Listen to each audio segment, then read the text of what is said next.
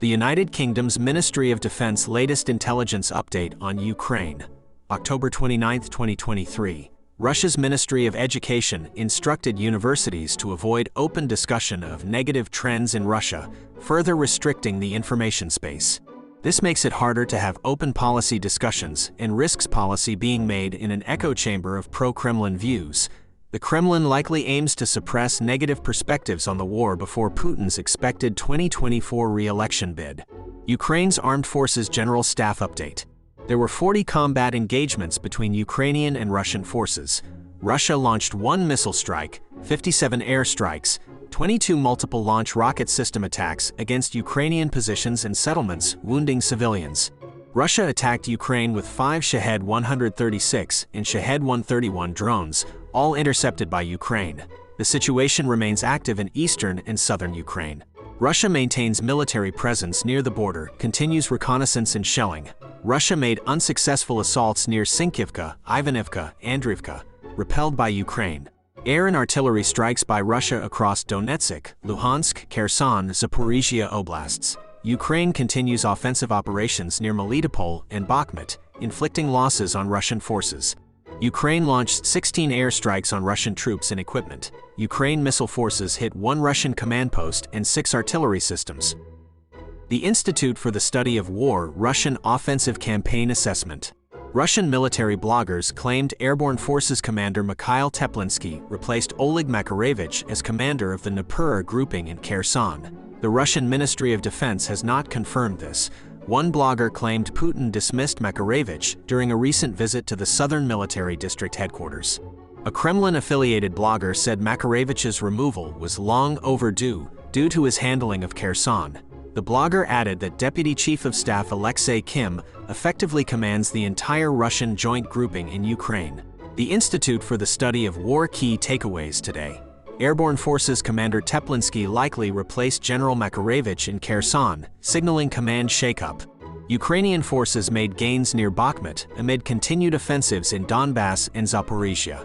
Russia continues offensive operations along various axes in Donbass and Zaporizhia. Russia deploying new electronic warfare systems. Russian troops continue violent crimes in occupied territories. Ukraine Matters Update.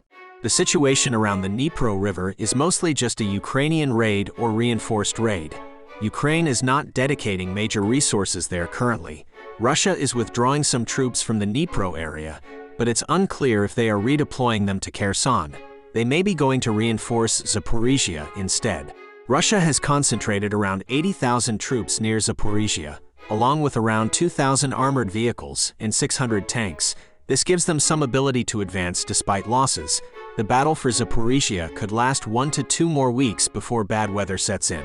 Pro-Russian voices are comparing it to the hard battle for Bakhmut, which was very costly for Russia. Ukraine seems to have reserves and fresh brigades still available. The situation is difficult but not catastrophic.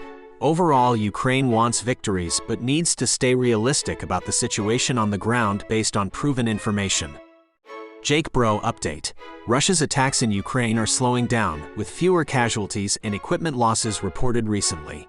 There are more unconfirmed reports of Putin's death, which the Kremlin denies. Speculation continues on Putin's health. Russia has made little progress in Avdiivka over the past 3 weeks, despite heavy casualties, estimated around 4,000 soldiers since October 10th. Ukraine has mostly stopped offensive operations in Zaporizhia, focusing on holding Avdiivka. Putin likely wants a victory in Avdiivka to boost support before announcing his re-election campaign.